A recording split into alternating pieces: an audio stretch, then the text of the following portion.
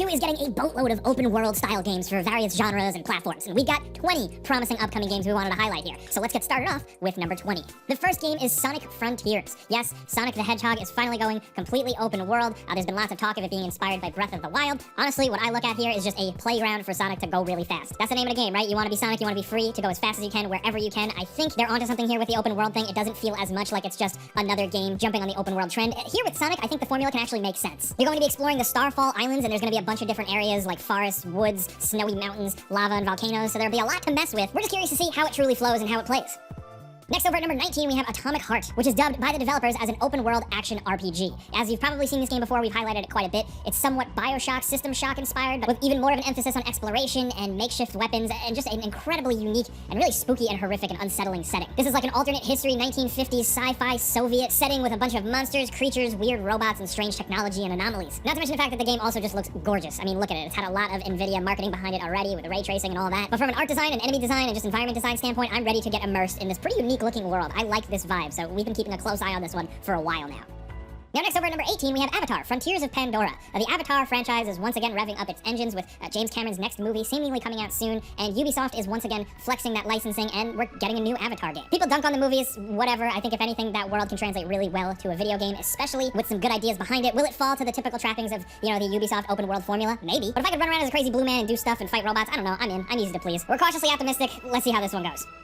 Now next over at number 17, we have DokeV, which, as you may have seen the trailer before, this game looks wildly out of this world. Essentially what this is a big, open-world, action-adventure, monster-collecting game with a little bit more of like a fun, lighthearted kiddie twist, but with a bunch of different traversal options, ways to customize yourself, a lot of social features, and playing with friends, and of course, some monster battling stuff. It's funny because a lot of those elements, open world, monster collecting, all that stuff sounds pretty generic, but just with this presentation here, it really looks like unlike anything we've seen before. And I buried the lead here. It's from developer-publisher Pearl Abyss, the people behind Black Desert Online, so it's got some gameplay chops behind it to back it up, hopefully, so don't write this one off.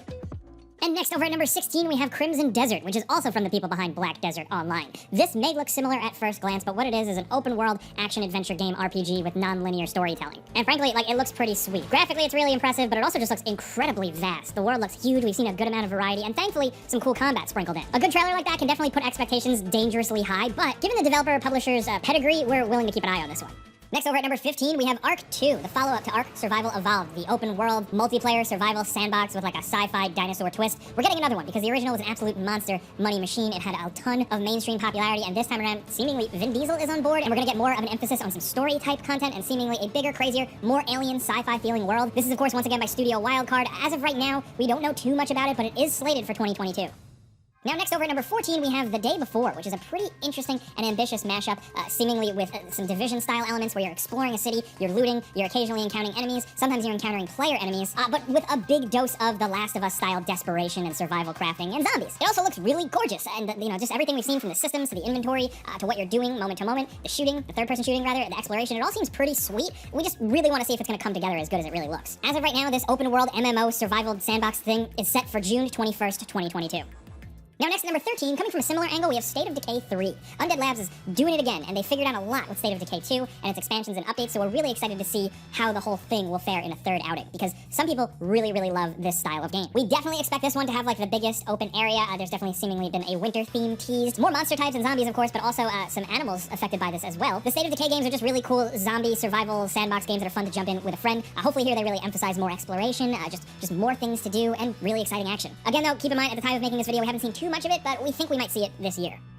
Now next at number 12, we have Saints Row. Now this new reboot definitely turns things on its head. If you ask me personally, I don't know where they could have went next with the Saints Row series. I've played every single one. They get crazier and crazier. So they're bringing things down to earth a little bit here, kind of ditching some of the aesthetics that a lot of the series has been known for. Some people seem not too happy with that. But on the flip side, gameplay-wise from what we've seen, it does seem like just more crazy Saints Row zaniness. Open world third-person action, explosions, car chases, wild weapons, customization for your characters, and a completely new world and city to explore with a totally different aesthetic. We're really excited to see just how this one pulls it all together. Saints Row games, every single one has a weird new angle for it, a reason for existing. So what is this one's other than just, to reboot the franchise? We're really hoping that they have some cool ideas up their sleeve, and, it's our job here, so we're going to be checking this game out and letting you guys know all about it once it releases. As of right now, it's coming summer 2022. Next over at number 11, we have Forspoken. This is Square Enix's interesting and ambitious new open-world adventure game where you play as a regular everyday woman thrust into a fantastical new universe. She has these kind of mage-like powers, and you blast and fly and dodge and float across an open environment in a very gorgeous-looking game. It definitely looks like a real next-gen game. Now, what the gameplay we've seen, I've said this before, we don't know how satisfying it's going to be, but we're still at least generally curious just because some of the concepts behind it, the people behind the game, both on the development side and on like the writing side, there's some interesting stuff here. We could get a cool story. We'll find out what the deal is for real on May 24th, 2022. Next at number 10, we have Avowed. This is the next big RPG from Obsidian, the folks behind Fallout New Vegas and the Outer Worlds, stuff like that. So it's safe to say they know how to make RPGs. That, of course, comes with Microsoft and Xbox now owning them, and they put them to work on this, which so far, just from the teaser trailer we've seen, seems like a fantasy medieval RPG-style game, but hopefully with a new twist, a new spin. Still, at the end of the day, like we said, we think they know how to make RPGs, and although information is pretty light on this one, we're keeping a keen eye on it.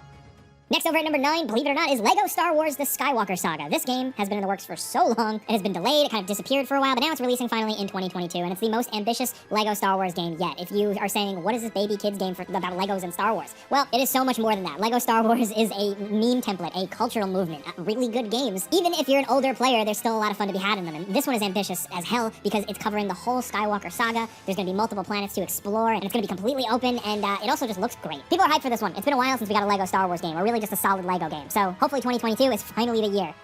Next over at number 8, we have Gotham Knights. This is the 4-player focused Batman action game, specifically focusing on the Bat family, you know, the people that Batman raised and taught, because in this game, apparently, Batman is dead, so it's up to this group to team up together and fight the bad guys of Gotham City, a seemingly open-world Gotham City with vehicles and stuff you can engage in, with some Arkham-style combat with new spins. Because of the co-op nature, you can apparently play this completely straightforward single-player, but you're going to be dealing with cool enemies like Mr. Freeze and the Court of Owls. What more could you want if you're a Batman fan? You might say Batman himself, but still, the comics have told some really great stories with these characters that mainstream audiences haven't really been exposed to, so hopefully Gotham Knights really blows it out of the water.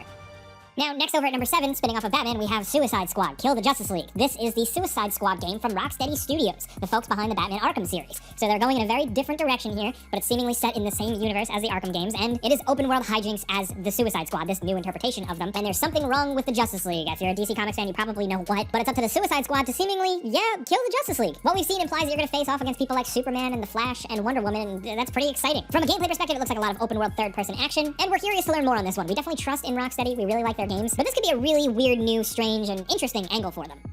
Now, next over at number 6, we have Stalker 2, Heart of Chernobyl. Now, it's worth pointing out that, like a lot of games on this list, it has been delayed here and there, but we think we're still going to definitely see it in 2022, and we hope so, simply because the original Stalker games were great. They defined PC gaming for a lot of people, and for those gameplay concepts and really that general vibe to kind of come to the modern era of gaming is just something worth celebrating. If you like post-apocalyptic anxiety and stress of like those survival-style games, or if you're a fan of the Metro series, Stalker is something that you should definitely keep on your radar. It's a little bit different, but if it's anything like the original games, it's going to be pretty cool. Next over at number 5, we have Dying Light 2, Stay Human. Now, we talked about this one quite a bit, but Dying Light 2 is a bigger, badder version of the original game, with a bigger world, more storytelling, seemingly a lot of decisions to make that will shape the world around you, and emphasis on like a even more decaying world after this zombie outbreak, where things have decayed and kind of regressed back almost to like the Middle Ages, where there's no guns, it's all melee weapons, limited technology, and it just seems like there's a lot going on here. More parkour moves, more enemy types, more tools, more options, and we're really looking forward to it, especially if it's supported as well as the original game was. That game had legs. There was a lot of stuff to play through for a long period of time. It's definitely one of our most anticipated games of the year, so we had to mention it. Now, next over at number 4, we have Starfield. This is Bethesda's next big RPG. As of the time of making this video, we still don't know too much about it other than that it is a open exploration space RPG where you can seemingly fly to different planets or explore. There is going to be combat, there is going to be RPG elements, and we're curious to see how this goes because of Bethesda behind it. Now, a lot of people have been taking issue with Bethesda over the last few years, but putting that aside, the way we look at it is that they're finally making a game that isn't Fallout or Elder Scrolls, so we're curious to see what that means. How is this going to play? Is it going to feel different? Is it going to feel very much like their other games, but in space? I don't know, but personally, I want to see those questions answered, and I think it's going to be fun just to see how this pans out. Now, next over at number 3, we have Horizon Forbidden West. This is the PlayStation's exclusive follow-up to Horizon Zero Dawn, which was a pretty awesome game, but this one seems to really blow it out of the water with crazier graphics, more enemies, more NPCs, more cultures, more towns, more side quests, crazier moves, more of an emphasis on an ability to swim, glide, use a grappling hook. There's a lot of new stuff going on here, and I think this has the potential to turn out even better than the original. We'll find out for sure soon when it releases February 18th, 2022. Now, next at number 2, you know we were going to mention it, Elden Ring, From Software's next game. The people behind Bloodborne, Sekiro, Shadows Die Twice, and of course, the Dark Souls series. So here, they're going open world, and we're just really excited to see how From Software approaches that. It can't just be typical cookie-cutter open world, right? They definitely approach things differently, and we're excited to see how it goes here. To have that challenge, to have that intensity of this RPG gameplay plopped into an open world with the freedom to bounce around and find different dungeons, there's a lot of potential for a new type of fun in a very similar Dark Souls formula, so that's why we've definitely included it on a lot of our top 10 lists. Elden Ring is releasing finally February 25th, 2022. Now down to number 1, we have The Legend of Zelda Breath of the Wild 2. Now, still information on this one is slight. We really only have 2 teaser trailers, and so far it looks like they're definitely expanding upon some of the gameplay concepts of the original game in terms of gadgets and puzzle solving. But we're also expecting a new area. Is it going to be bigger? Maybe. There's all types of rumors and speculation about different timelines, different characters. We can speculate all day, but if you want us to just be honest with you, I don't know. It's a new Zelda game. We really liked Breath of the Wild, and they're making another one, and we're curious to see how they put a new spin on things. But we love Zelda, so yes, we're there. Day 1. Hopefully, it finally releases this year. Now we got some bonus games we also wanted to include. The first is Harry Potter Hogwarts Legacy. This might be 2023, but we thought it was worth highlighting at least. Also, Ghostwire Tokyo, it's kind of up in the air. It seems like it might have some open elements, we're not sure, but we just wanted to drop it a mention. Also, Test Drive Unlimited, Solar Crown for you racing game fans.